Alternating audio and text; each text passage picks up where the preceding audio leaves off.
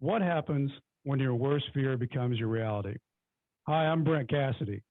Welcome to the Nightmare Success In and Out podcast, where we explore how to overcome your fears and nightmares to set yourself free. We're going to be exploring this topic with guys I was in Leavenworth with. We're going to be talking about life before prison, life in prison, and life out of prison. These stories can be inspiring, sometimes sad. There's some humor, but hopefully you can come away with a nugget of something that will help you knock down some of the prisons you've built up in your own mind.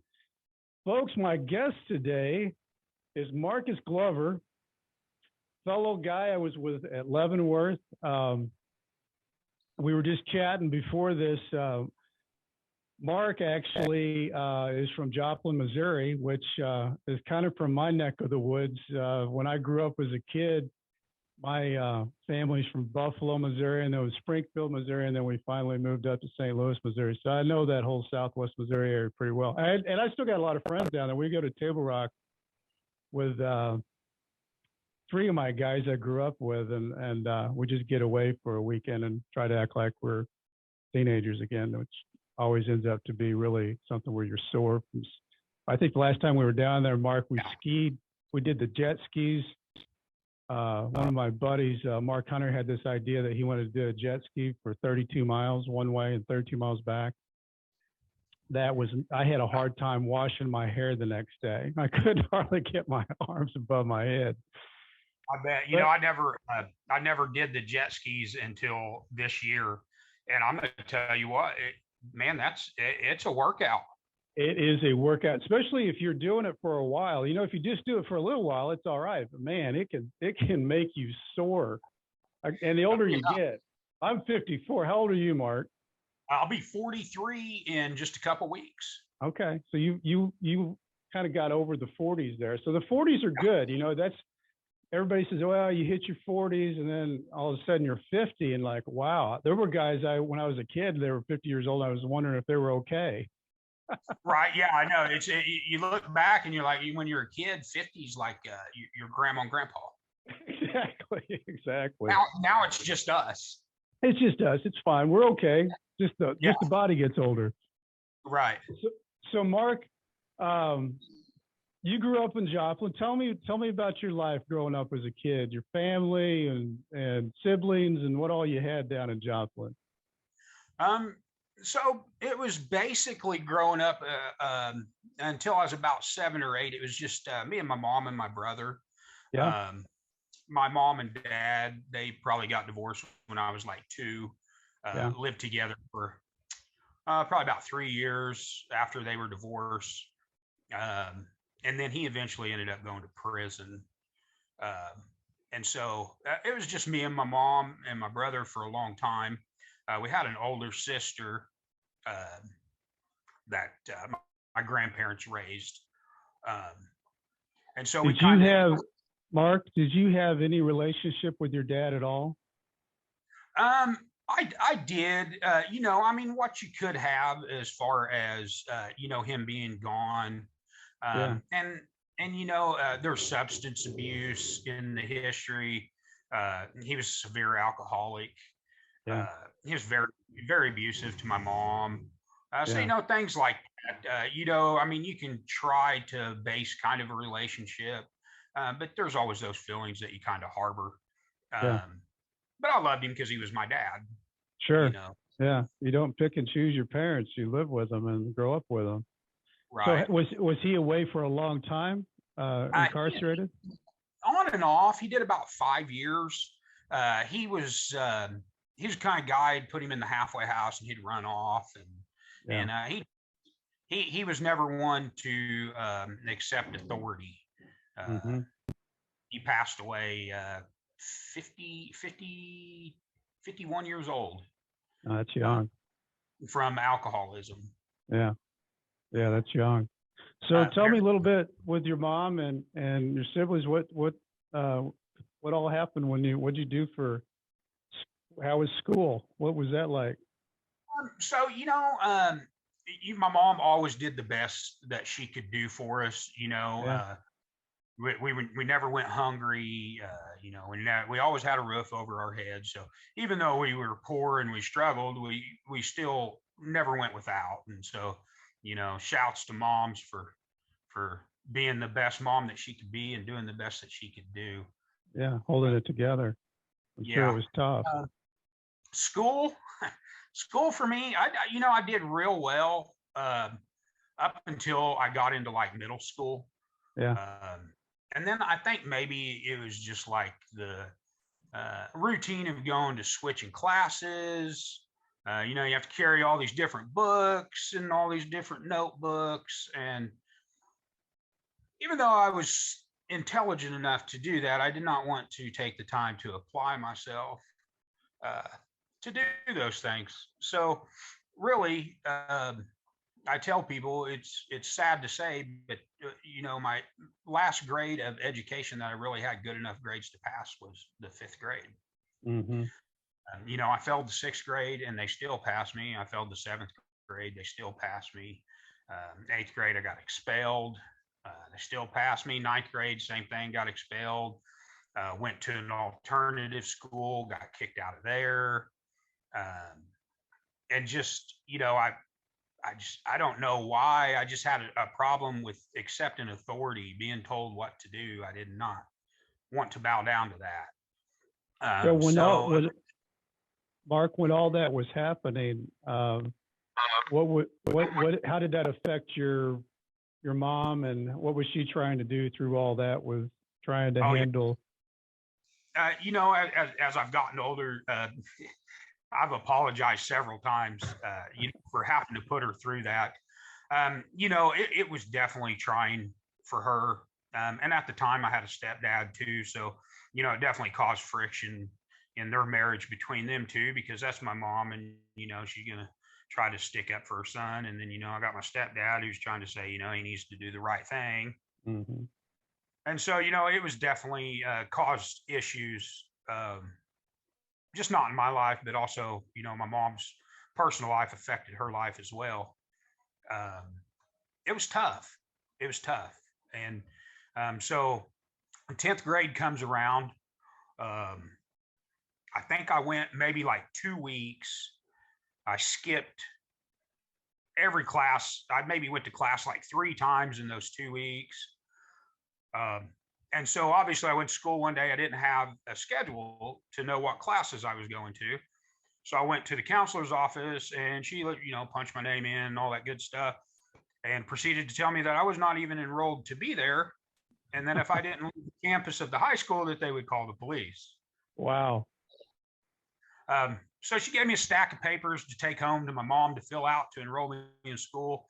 And I think my mom had just basically just was fed up at that point. And so she just signed me out of school. And I don't blame her. After everything I'd put her through, I'm sure she just was at her wit's end. And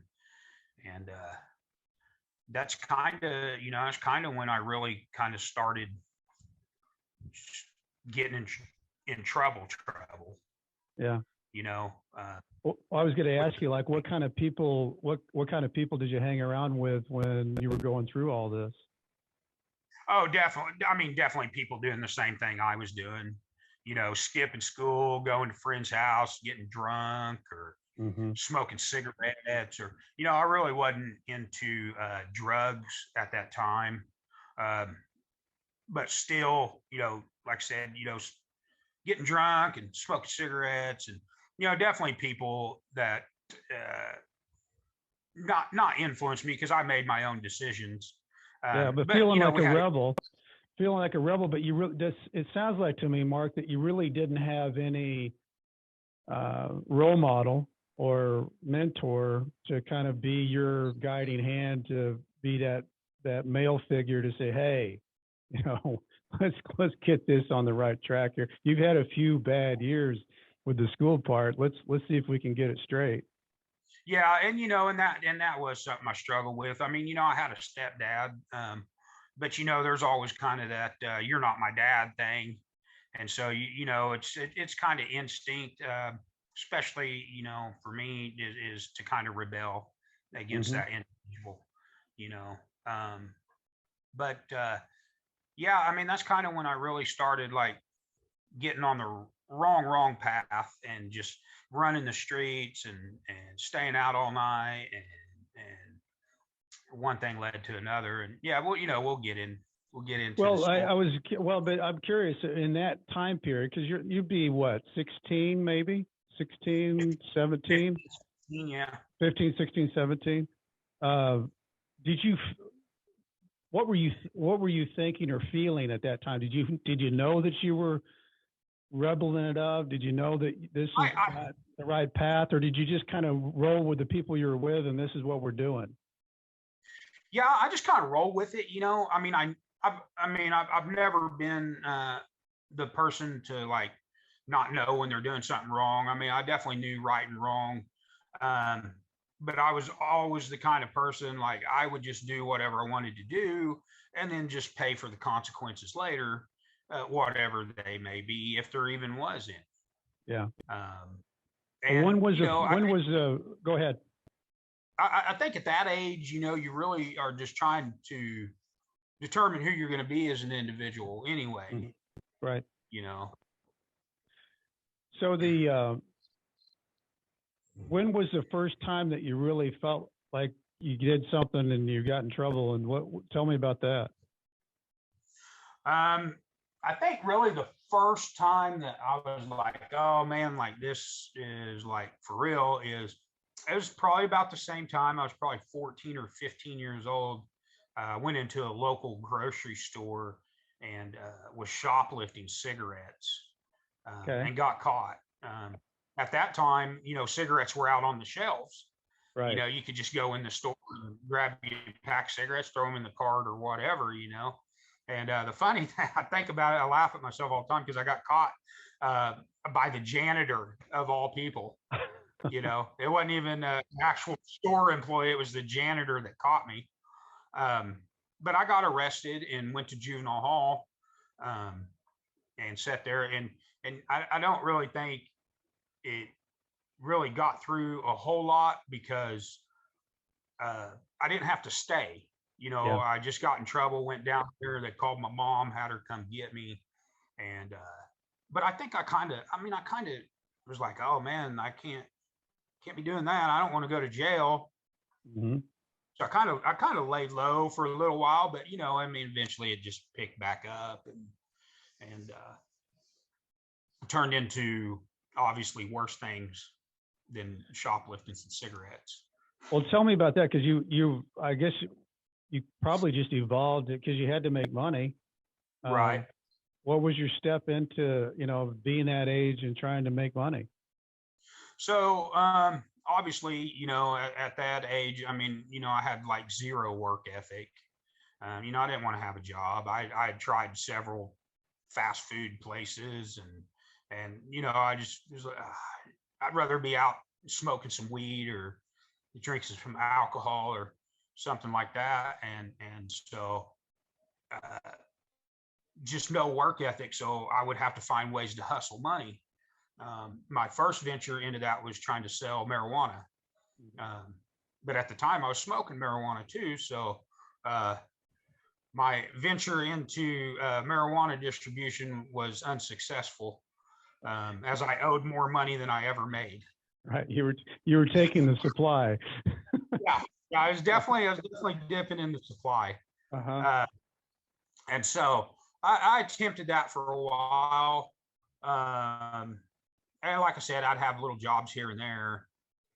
But what really started was I think I was about 16 or 17, and I had a family member who used to, he was a couple years older than me, and he'd come by my house at night, you know, because he'd be out going and partying. And he'd come by and knock on my window at night, and, you know, he'd be like, hey, you want to go party? And I'd be like, sure.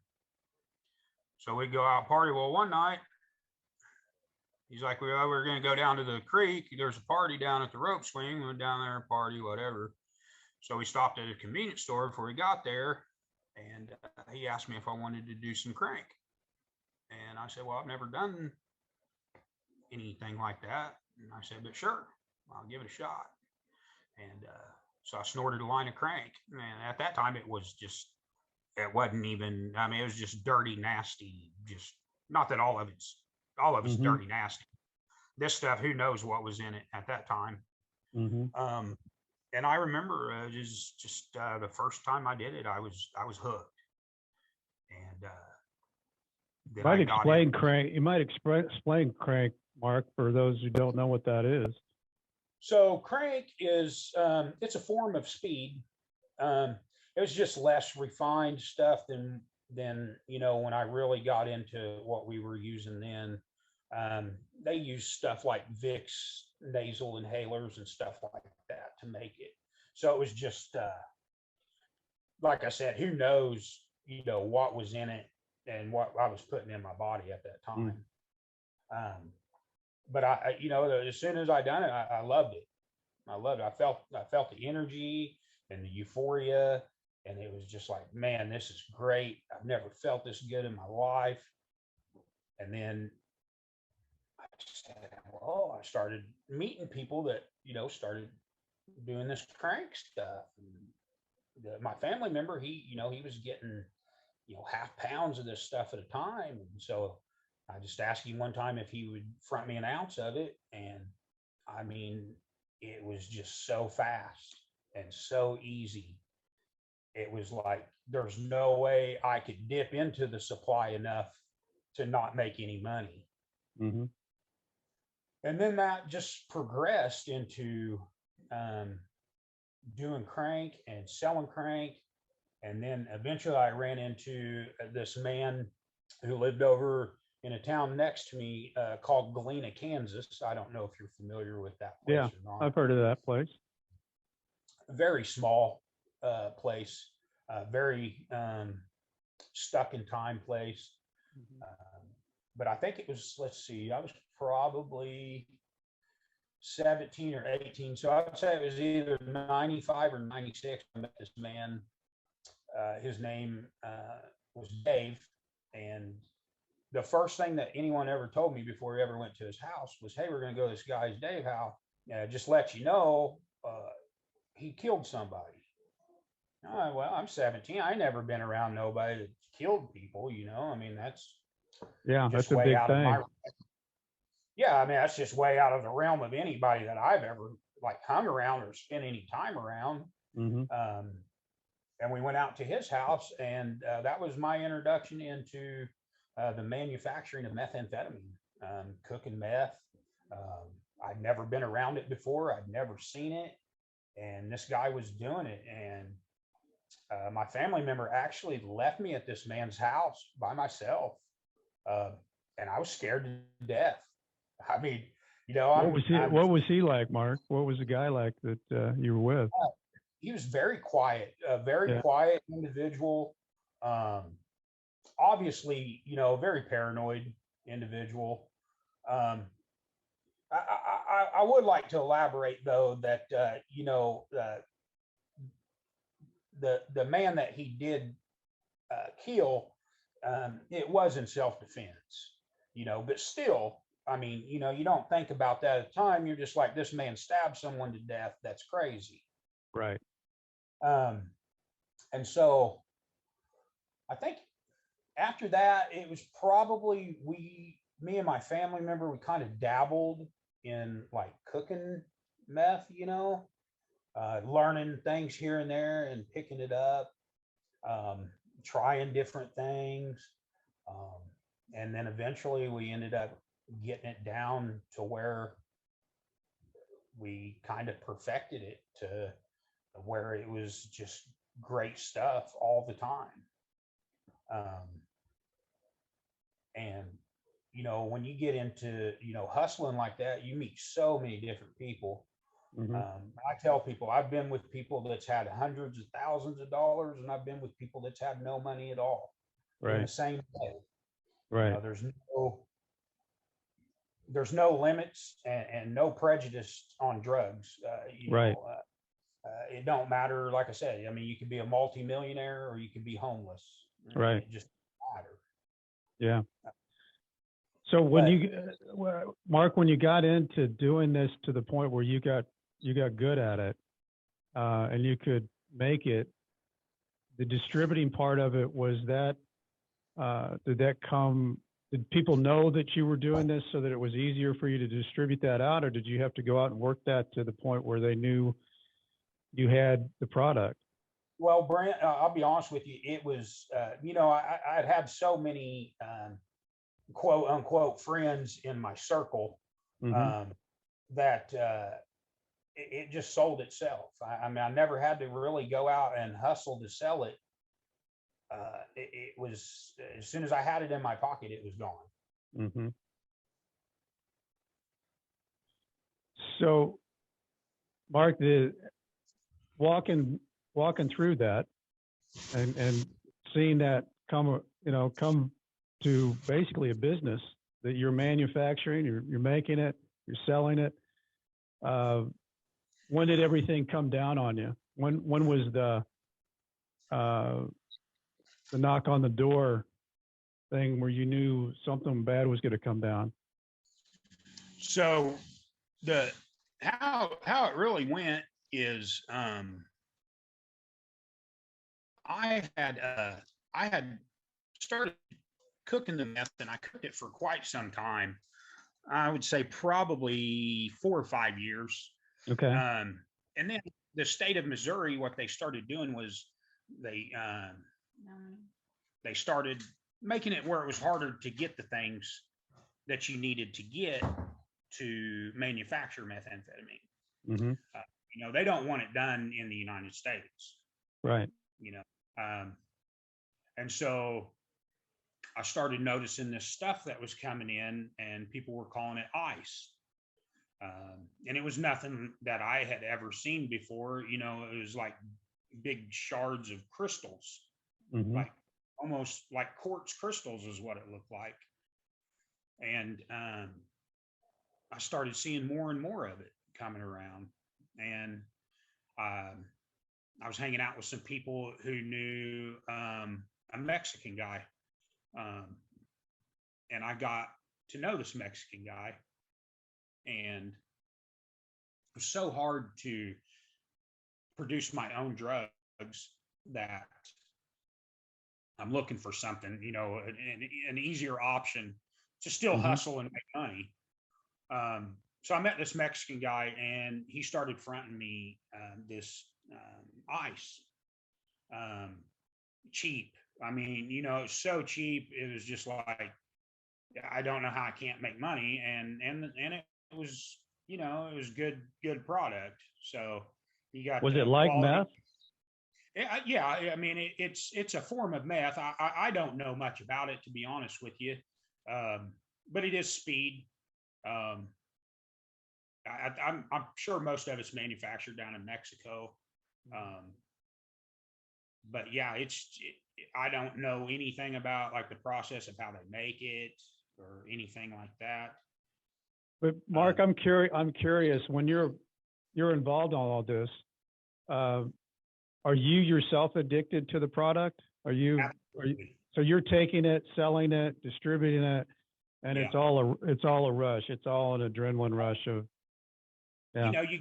You got money, you got women, you got drugs, you don't have to work, you have no responsibilities. Easy come, easy go.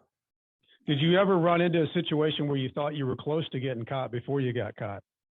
Absolutely. I'm going to tell you, I dodged the bullet several times, but ultimately in the end, I paid for every bit of it. I left the house one time to go home and take a shower, and on my way back, the neighbor just happened to see me and stop me. So you going back out there? And I said, yeah. They said the cops are there. Cops came and kicked the door in and busted him for cooking dope just in that short time that I was gone. I could have been there that easy. That's happened several times. Well, tell me the day. Tell me the day that it all happened. So it was, I believe it was October 24th of 2004. It was about 5:30 in the morning. At this point, I had quit selling drugs. I had gotten a job, worked for a steel supply company. I was still getting high. Unfortunately, Hmm. I was still doing drugs. But I was trying to make that turn. I felt like, you know, um, and I'd never been in any trouble before, So were you you? know. That's interesting though, Mark. You were making the turn. Was it because of those run-ins that you almost had that maybe scared you stiff to the point where you're like, okay, I need to slow this I down. I think, need to get myself into a real job here and see if I can make this work on the other side. yeah, I think so. I think I was really just at that point, I was just tired. Tired of I it. was, Yeah. yeah, Worn I out. didn't want to live that life anymore. You Yeah. know, um, but so yeah, it was like I said, I'd never been in any trouble before. Yeah. I'd never been to county jail. I'd never been arrested for any drugs. Hmm. The only thing I'd ever been to jail for, like I said, was shoplifting and then like driving on suspended license. Right. You know, so I Yeah. had no, no idea, no inkling, nothing that they were coming for me. I had no clue. Um, and so yeah, they came to my house about 5:30 in the morning, and unfortunately, at that time, I was staying with my mother, and my two little sisters were there, um, and they had to go through all that. They kicked the door in, sleeping on the couch, woke up with a pistol in my face, telling me to get on the ground. Obviously, my mom, she's like, "What's going on?" My little sisters, they pulled guns on them. Mm. And they're telling my mom I'm a drug dealer and so on and so forth. And so I don't know what, like, I don't know what it was inside me. It was just something that was like, maybe I knew that it was coming or something, like subconsciously it Yeah. was in there because I Wh- just accepted it. What was running through your mind that day? That when you're laying on the ground there, you got a pistol to your head. You see the little sisters that are crying. Your mom's being told that they're saying you're a horrible person. What's racing through your head? You know what? I'm just going to be, this is probably the most brutally honest that I've been in a long time. It was anger towards them, Anger.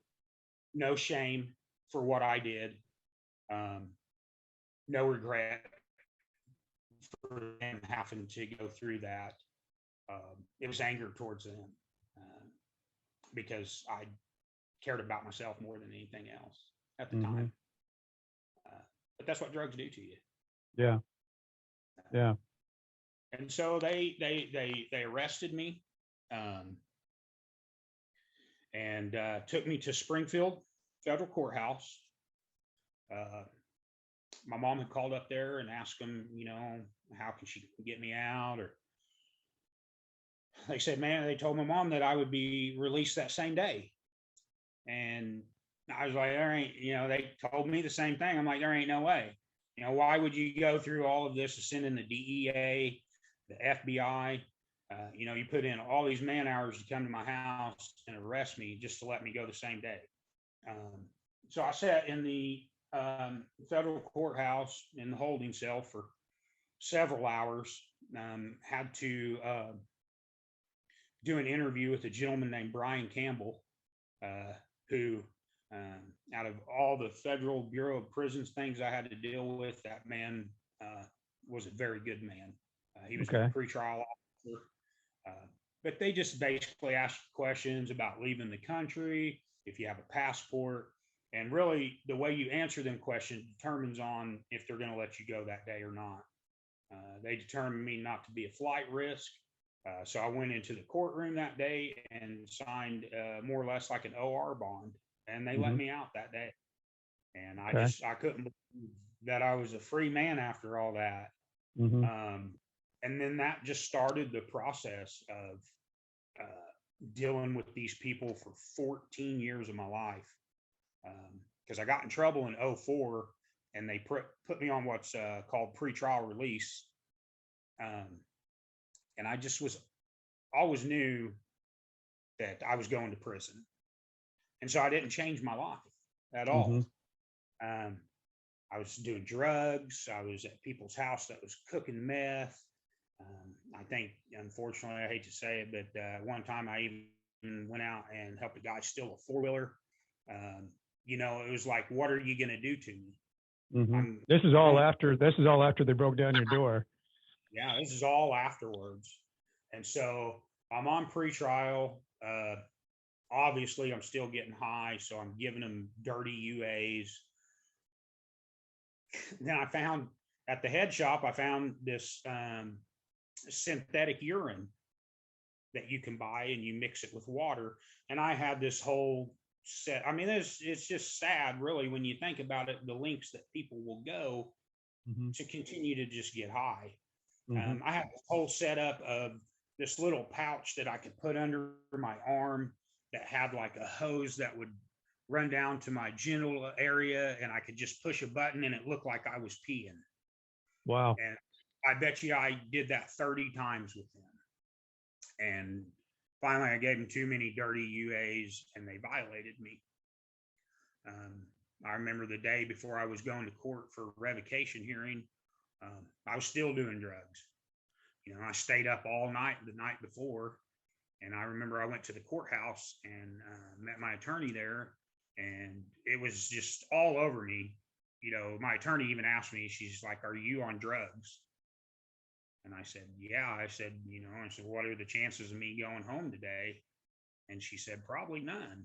And I said, Mm-hmm. "Well, yeah, I got high." And that started it, man. It was January 10th of 2006. They revoked my pretrial and put me in Osceola County Jail, which was a huge shock for me because, like I said, I'd never been to county jail before. Yeah. County jail's nowhere you want to be. No, I tell people all the time I would rather go to prison than have to sit in the county jail. Yep.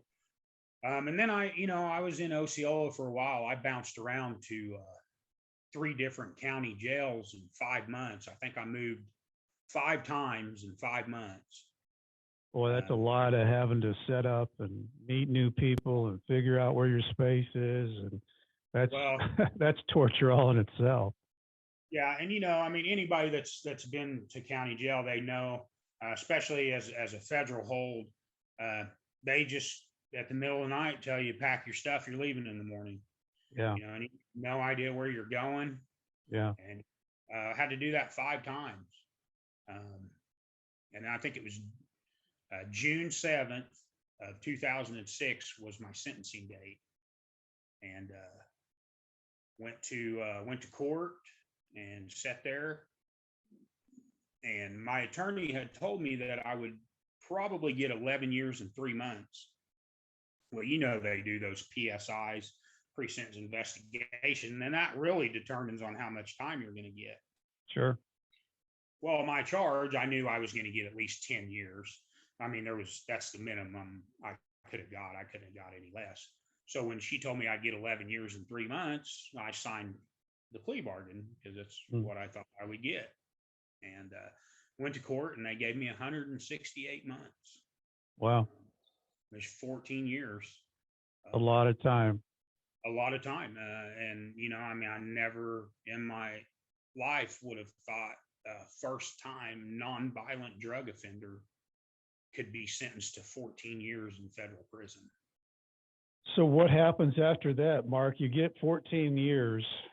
I know your mind had to have been spinning in all kinds of directions. Where do you go after that? So totally devastated, obviously. I mean, you feel like your life is over. How old are you then? 27. 27. Okay. 27 years old. And, you're just, I mean, 14 years seems like forever. Mm-hmm. You're like, man, I'm going to go to prison. I'm going to be in there forever. So they give me 14 years. My mom's there. My grandma's there. I asked the marshals, if I could give my mom a hug. And one of them was real rude, like, "Oh no, you can't touch her." And then another guy, he stepped in, he's like, "No, you can absolutely give her a hug." So they took me back to the holding cell. Um, Sat there. Marshall came back. He was just super nice. Asked me what county jail I wanted to go back to. At that time, I was in Greene County, and if anybody's listened to this podcast that's been there, they know that place is absolutely horrendous. Yeah, I know a couple of guys. One guy that was there for 16 months, and I think he lost 150 or 60 pounds while he was in there. Oh, I bet it's one of the worst places I've ever been. So he was nice enough. He sent me back to Osceola. I stayed there for like 3 weeks, and then they took me back to Greene County. I spent the night, and that's my first contact with the Federal Bureau of Prisons. They came to get us the next morning. Took me to the Oklahoma City Transfer Center, which is another horrible ordeal if anybody ever has to go through there. You get there in the morning, you sit in a holding cell all day. They finally get you processed in, and then the process. You can be there anywhere from a day to 3 months. I mean, they just don't know. You just don't know. They don't say anything either, right? And so, fortunately, I was only there that day. Okay. They came in. They told me pack stuff. They woke me up at 3 o'clock in the morning and put me on a bus, and I went to FCI, Texarkana, Texas. Another shock. Obviously, I've never been to any kind of facility like that before. And obviously intimidated because, one, it's a federal prison. Two, it's in Texas. I mean, everybody's heard horror stories about Texas prisons. And yeah. So immediately, and I'm intimidated anyway, just because I don't know what to expect. Yeah. It was a fairly nice facility. Lots of gangs. Is that a medium or a low? It's a low. Yeah. They have a camp right next to it. But a lot like Aryan Brotherhood and Dirty White Boys, MS-13. I mean, there's gangs in there that I've never even heard of. How did you handle that? I was a loner for the most part. People can take it however they want, but when you're in a facility like that, it's very segregated. So if anything was to happen, it's like if you're white, you got to be with the white boys, and so there was kind of just a mutual respect between that. And so I was never like pushed up on or like tried to like recruit me to join anything or anything like that. I just let them know from the get-go, I respect y'all, but I don't get down like that. I was never part of that. You get involved in stuff like that in there, you are no longer an individual. Right. You got to there's certain moves that happen that the low man on the totem pole has to do. And you can get into all kinds of more time just by being part of that. Yeah. And if one of you mess up, they're locking all of you up. Exactly. Yeah. Just getting around it. And I'm probably catching flack for it or whatever, but them guys, they prey on young kids. They get them in there and what we called them crash test dummies, because these people are going to send them out to do their dirt, and then when they get in a wreck with the cops, they're on their own. But these young kids, they don't know any better. They want to get in there and be a part of something. So, Marc, what was your strategy, knowing that you didn't know this, and it's all segregated? There's gangs all around you. What strategies did you use being in there? How did you handle it? What was? So, I was pretty fortunate. I met a gentleman by the name of Doug. And as soon as I got in there, man, that guy was there. And obviously, you hear the stories, you don't take nothing from nobody in prison because nothing's for free. and all this. Well, this guy, he came up to me. He's like, man, you need anything? I got you. Gave me some shower shoes, Mm-hmm. soap, and all that stuff. He's like, you don't owe me anything. And it was him and another guy named Ernie, and they kind of just took me under their wing and kind of showed me the ropes Had they been there a while, Marc? yeah, they had probably been there for about 4 or 5 years Yeah. apiece already. And so they were Well, kind of shower shoes are gold. oh, they are gold. They are when gold. you arrive at a prison, you don't know that. Nobody tells you that. But shower shoes, somebody offers you shower shoes, you take them. Absolutely. Yeah, no, and you remember that too. Yeah. For future reference, hopefully nobody ever knows, but if you do, you're going to need some shower shoes. You're going to need some shower shoes. Absolutely. So so Marc, you were smart about the fact you kind of looked to see who was getting along, getting it right in there, and they helped you out. Yeah. I had spoken to my dad previously in the past about going to prison, Mm-hmm. and he always told me, he said, I don't want to tell you about it because then you probably wouldn't be scared to go. Mm-hmm. Well, I was scared to go anyway. Mm-hmm. But I don't know. I mean, I'm not no tough guy, nothing like that. I'm not there to intimidate anybody. But I never had any problems from anybody. Like nobody. I don't even think I ever even had an argument with anyone. Yeah. How long were you there at Texarkana? I was there for almost 3 years. Okay. And got my GED there. Okay. Took a vocational culinary arts class there, which was really cool. We didn't have any of that at Leavenworth. No. And then I took vocational electrical theory. Okay. So I just anything that I could do to better myself with an education, I took total advantage of it. That's so commendable, though, Marc, because there's so many guys that don't do that. And if you can't find yourself in the worst situation, and if somebody's giving you something where you can, first of all, the other thing I think is it busies your mind to be focused on something else. And I think that's a big deal. Like when I was up at the food warehouse, just learning how to drive the forklift and get forklift certified, and those things make you think, like it's almost like you're in your own tunnel. And if you kind of stay within you start feeling like yourself again. So you don't feel like, oh my God, I'm in this monstrosity of a horrible situation, but I'm learning some new things. Yeah, it gives you some structure. Yeah, structure is a good word. Almost, like you said, almost puts you to where, you're like yourself again. Yeah.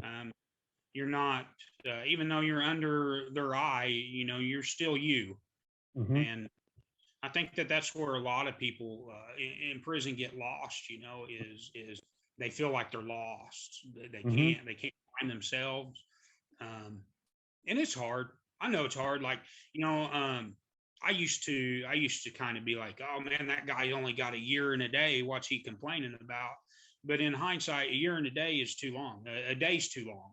Yeah. Yeah. And go ahead.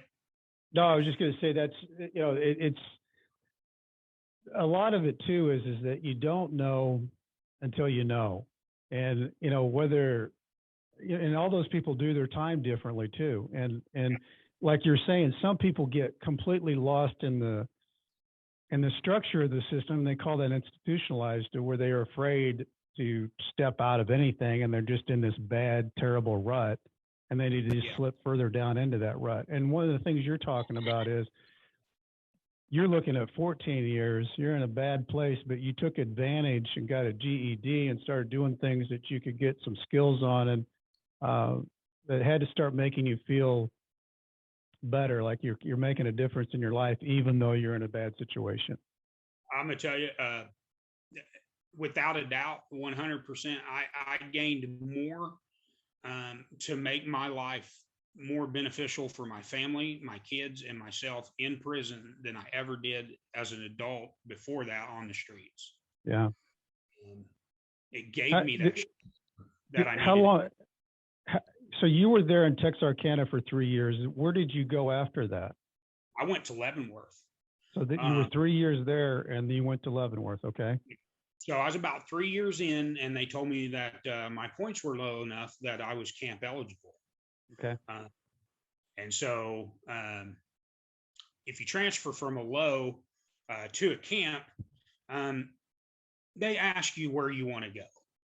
Now, whether you get to go there or not, that's another story, but you can put in a recommendation and, you know, they quote unquote try to do the best they can for you.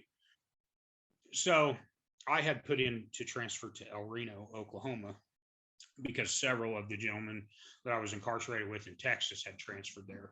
So I knew once I got there, I would be comfortable, and, you know, people already knew was already there. Mm-hmm. And I really wasn't even counting on getting to the camp the first time anyway, because I had seen so many people put in for it and be denied their first time. Mm-hmm. And so I went ahead and put in for it. And he came back and told me, he said, "You're going to Leavenworth." And I said, "Well, I don't want to go then." I said, "That's not where I wanted to go. I don't want to go." Mm-hmm. I said, "I'll just stay here. I'm comfortable here. I'll just stay here." He said, "You can't do that." He said, "If you don't go, they'll write you a shot for refusing programming, and then you're going to get thrown in the hole, and then they'll ship you wherever they want to after that." Mm-hmm. So that probably changed your mind.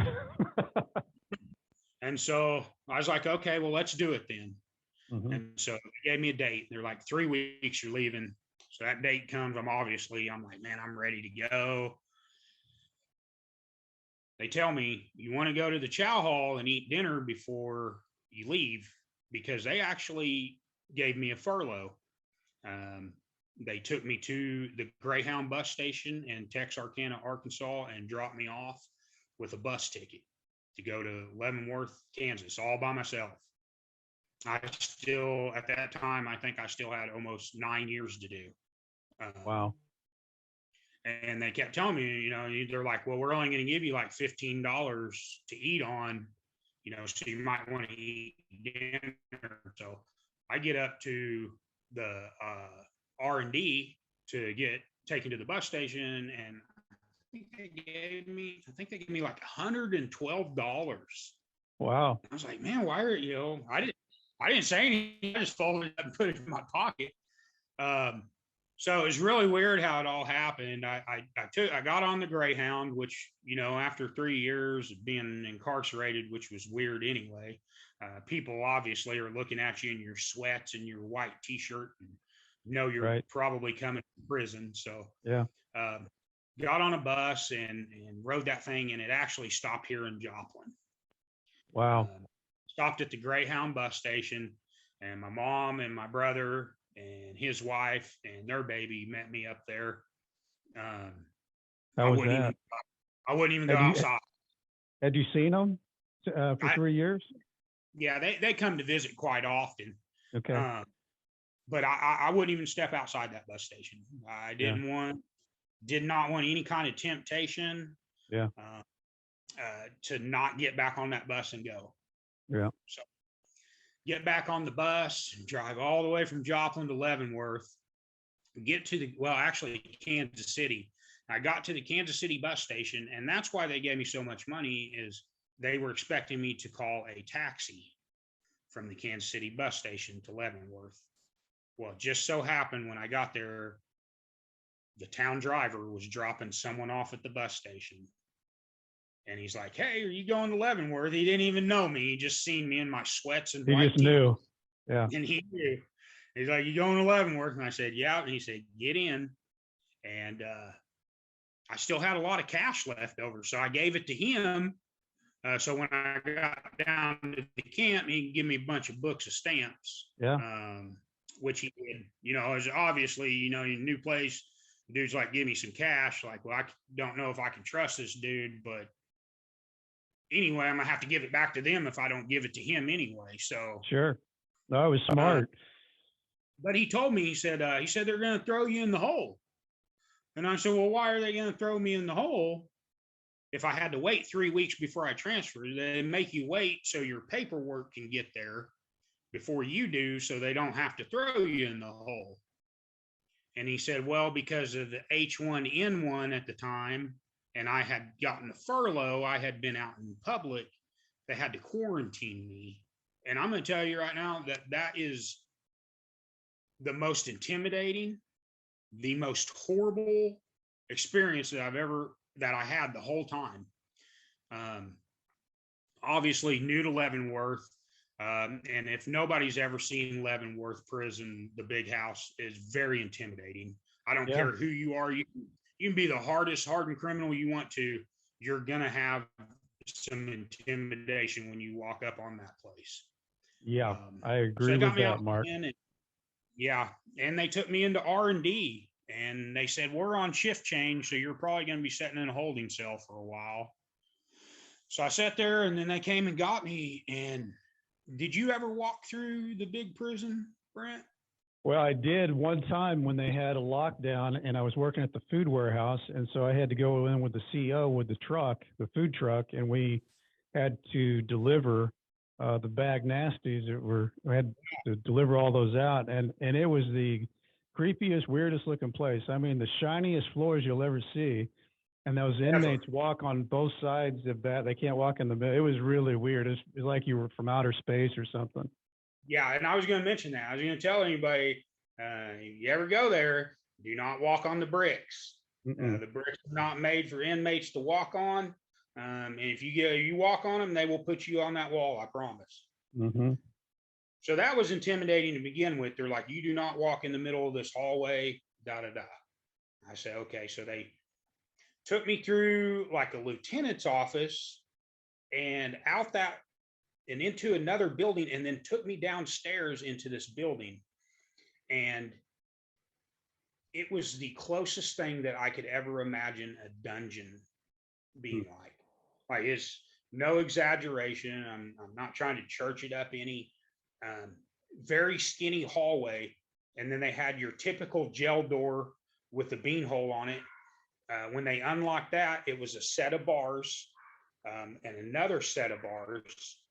And then just a concrete slab with a real thin mattress. And they put me in that thing. Hardly any light in there.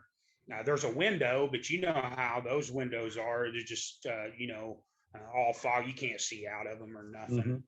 Mm-hmm. It took them 4 hours or so to even get me a blanket and a sheet. And I sat in that place for 3 days, man. Wow. No physical. What a welcome! What a welcome to Leavenworth. I know, right? And then they came and got me on day 3, and they said, we're going to take you upstairs. And they took me to the hole up there, and it was like the Hilton compared to what I was in. And I couldn't believe it. I sat there for a day, and then they came and got me and took me to Leavenworth. And that was my tenure at Leavenworth. I was there for almost 6 years. It's a long time. What was your thoughts after being in a low, then going to the hole, and then finally getting down to the camp? It's like night and day. You get to a low, you have controlled moves. You get where you're going in 5 minutes, and if you're not there by the time the movement's over, you're stuck for an hour. There's no come and go as you please. The camp was like night and day. Well, going back a little bit, Marc, getting in there for 3 days into that hellhole, what were you thinking? Because that had to be, because you didn't know how long you were going to be in there. Yeah. What was going through your mind? Man, I think really depression. Mm-hmm. Like you said, you don't know how long you're going to be in there, and all you're thinking is, man, I just want to get out of here. I just want to get out of here. And then that just makes it go by even slower. It's tough. It's tough. It's tough mentally. It's tough emotionally, physically. I really pity the guys that they do that to for years and years. Oh gosh, I got a friend of mine that he went in just at the wrong time. It was with COVID starting, and he was supposed to be going to a camp, and he went, as you do, check in to the like the place like Leavenworth, and they kept him in solitary confinement for, I think it was 8 weeks, almost 2 months. And I can't even, not being ever in prison, and your first experience is to be locked down because they're quarantining you that long, and you would be, your mind would be, and I think, the guys, I even noticed, Marc, when the guys that got thrown in the hole and came back, they looked a little different, they, after being there for 3 or 4 weeks. Absolutely. They really did. Yeah. I mean, it definitely takes a toll on you. I mean, like I said, mentally, and then that leads to, physically. Yeah. If your mind's not right, we all know our body pays the price when your mind's not right too. Yeah. And, I just, it's a horrible thing to do to people. I mean, I understand, you're in there and you're in trouble. So, you shouldn't be getting in trouble. And while you're in there, you've already gotten in trouble to be there. But, surely there's some other way. Yeah, it's mind torture. Mind torture. Well, it is. So it's Marc, unusual. It is. I was just going to say it is cruel and unusual punishment, and people aren't built for that. Your mind isn't built for that. Yeah. So you get down to the camp, and that's your 6 years there. Because I remember when seeing you were kind of a hardworking guy. I think were you in landscaping? I was worked at the Army base. At the Army base, Fort Leavenworth. Roads and grounds crew. Roads and grounds. Actually, my first job at Leavenworth was at the food warehouse. Okay. With Noel? Yeah. Crazy. I walked in the door, and let's see, who was I can't. Ken LeMaster. Yeah. Ken LeMaster was the boss up there at the time. I just walked in the door. He said, "Can you drive a forklift?" And I said, "Yes, I can." He said, "Come see me tomorrow." And I walked right into that job. That was my first day at Leavenworth. That's a pretty good job to have, I think, at Leavenworth. That's the food warehouse. But the roads and grounds crew up at Fort Leavenworth was a good job too. Yeah. And then I worked there for a while, and then I got a job there at the receiving depot. And I did that for a while, and all them CEOs that work there are also in commissary. So Mr. Grace, nobody really liked him, but that man, for some reason, he liked me. I don't know why, but he recruited me to the commissary. I remember you doing the commissary, seeing you behind the glass there. You guys, we give you our sheets, and you shop for us. Yeah. Well, that's one thing. People come up to you all the time when you work there and be like, "Oh, take my slip in the morning. Take my slip. I'll give you 10 stamps," or whatever. But and then then they offered me a job over at the Army base, and I mean, I just always assume when I get out, I'm going to be doing some physical labor, and I'd already been sitting around on my fat tail for 7-8 years. I was like, man, I got to get out there and get ready. And started working over there. I loved it. I'm going to tell you, if I could go work there now, I would do it. That was the most free that I ever felt the whole time I was in there. Yeah. I got to go. Yeah, no, that particular, I got to work. I think there were 5 of us that got to work at the Fort Leavenworth golf course, and it was a good job. The guys treated us like we weren't inmates. I learned everything that I would have never have learned on the outside of how to cut greens and fairways and cut down trees and do all this stuff that I would never have known how to do. But the biggest feeling about that was working for those guys Drew and Mike that did treat us like inmates. And, for those hours that we had, we felt like we were free men. Yeah. And then you go back to prison. Yeah. Right. 3:30, load up and go back to prison. And right. It was all a dream. Yeah, exactly. But, it was really neat over there for me. I had my own truck, had a trailer, and me and Brett Turner, you remember him? Yep.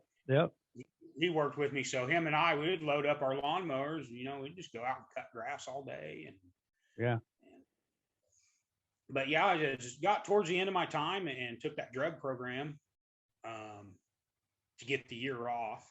Right. I think you were a couple of classes ahead of me. When I was coming in, I think we were in the D1, D2, but I think you were leaving when I was coming in. Yeah. And then, I did that whole thing and then didn't even need it. Yeah. I didn't need it.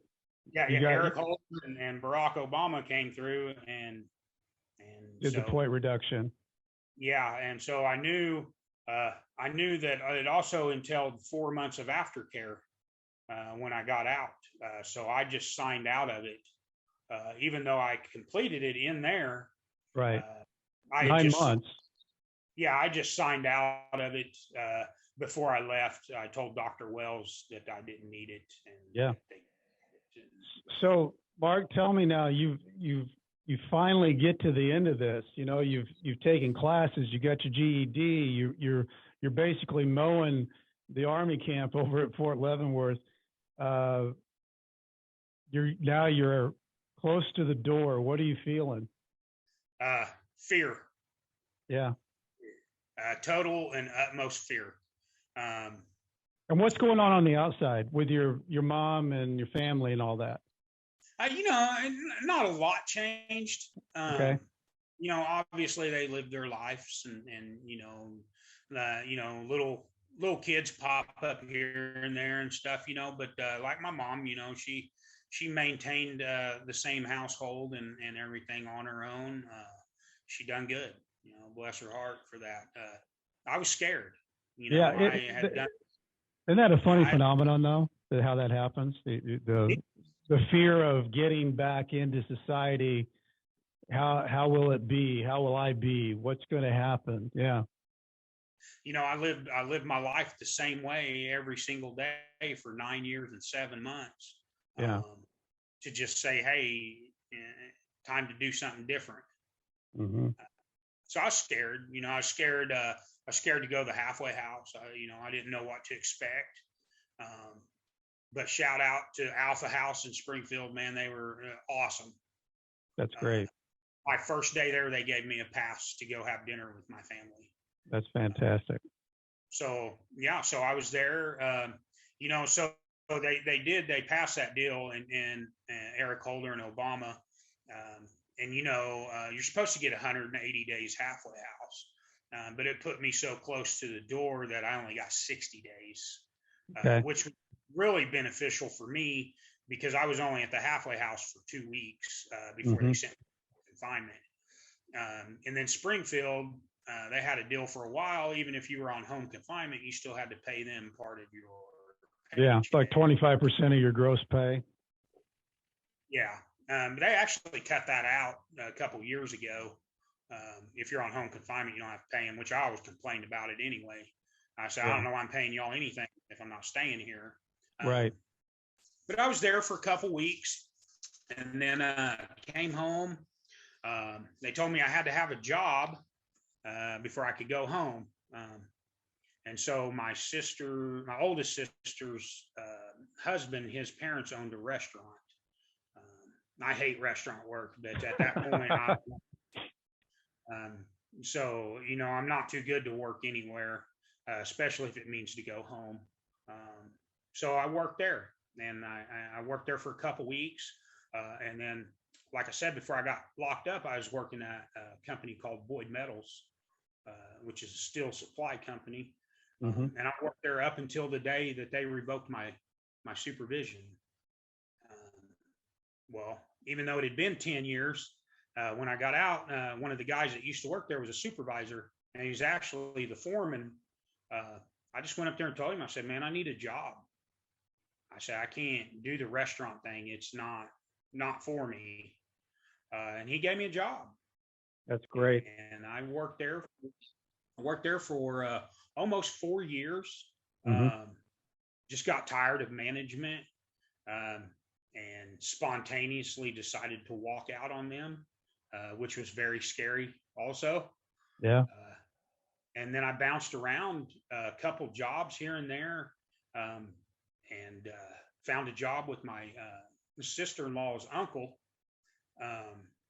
He was starting a little business that he had going in his garage. And I just went over there and started like cutting his grass and weed eating for him, and just odd jobs here and there. Well, his business ended up getting bigger and bigger and bigger and bigger. And he ended up buying a shop, and I helped him move in over there, and it's just progressed from there. I guess I'm kind of like the operations manager. That's great, Marc. Yeah, I do. That's great. Marc, don't you think too, first of all, you got to have the guts and grit to go ask for a favor, because, you went back to the place you'd been before. You knew the guy, he gave you an opportunity. That's one of the things that when we have these talks and these podcasts is that, that person that gives you that opportunity, that's such a big deal at the time, because you're just wanting an opportunity to get back in society. But I'm intrigued by the fact that you took that opportunity and then you saw another opportunity, and now you're into something that I can just tell by the way you're talking about it, you like it. I love it. Yeah. It's, I've never worked for a place like this. Just the work atmosphere, the work family. That's great. I've never had a better job in my life.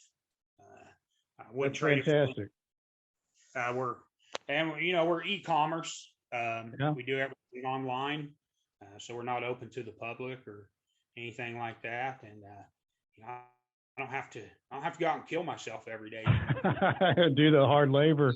Yeah. Well, that leads me to a good question here, I think, is what do you appreciate most after having to go through all that junk, mud, swim through it all? What do you appreciate the most about being out now?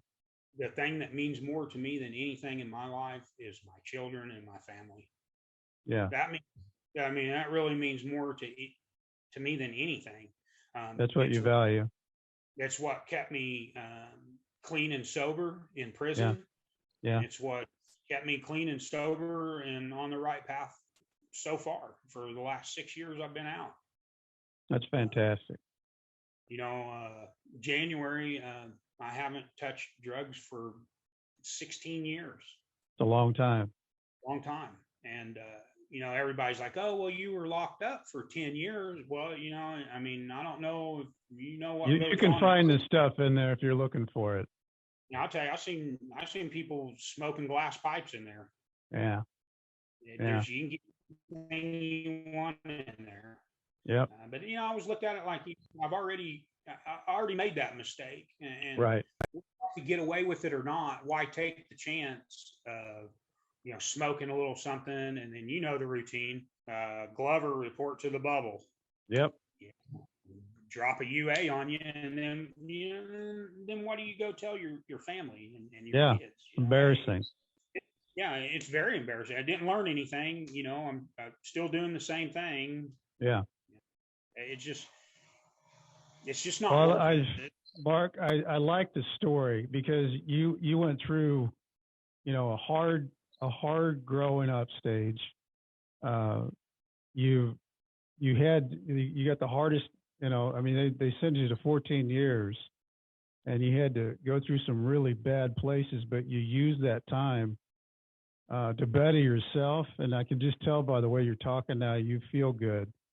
I do. You feel good. What would you say? What would you want to say to the people listening out here to wrap things up? The biggest thing is no matter what you think, your life can always be different. If you take the initiative to put forth the effort that is inside you as an individual, you can change your life. You know, I tell people all the time, I'm not where I want to be, but I'm 10 times better than I've ever been. I love that. And that's all you can ask for. You know, and I think if people just apply the want to have a better life, it's very easily possible. Yeah, it's a mindset change, and you know, whether you believe you can or you can't, you're right, and it's the mindset that makes you take that step forward into the fear of the unknown, and then it becomes, you know, familiar. I like that. That's good stuff, Marc. I appreciate it, Brent. I appreciate you having, and you know, and you was always a good dude, and I always liked you, and you know, you was always one that went around that did that right there, man. You was always smiling, you know, and it's hard to find in there, you know. Yeah, it's hard to find a smile in there sometimes. Well, I appreciate that. Really do, Marc. It's doable, and you know, prison's tough. You know, mentally it's tough. Emotionally it's tough. But it don't have to define who you are. You know. No, and that's the thing. It doesn't define you. And the thing that I see, that the reason why that's such a strong statement, Marc, is you used it. You used it to make a better situation for yourself, and that says a lot. I'm proud of you, proud of what you've been doing. It's a good story. Right. So, I just it gave me a better life. I mean, as weird as that sounds, prison gave me a better life. It forced me to grow up. I may have been 27 when I went in there, but I was still just a kid. Yeah. And it's unfortunately in prison, it's feast or famine.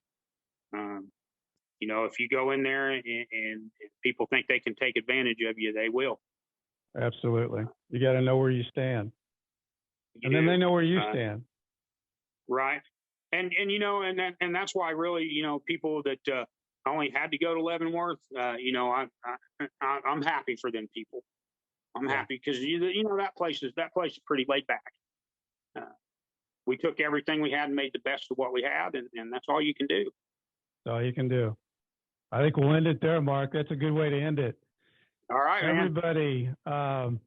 Thanks for listening here today. As some of you might have seen my post, I have my book that came out late last week, Nightmare Success, and it's available on Amazon, Barnes and Noble. So appreciate everybody listening. Appreciate the likes, support, listening to my guys here on the podcast. Thank you so much. Nightmare Success, in and out.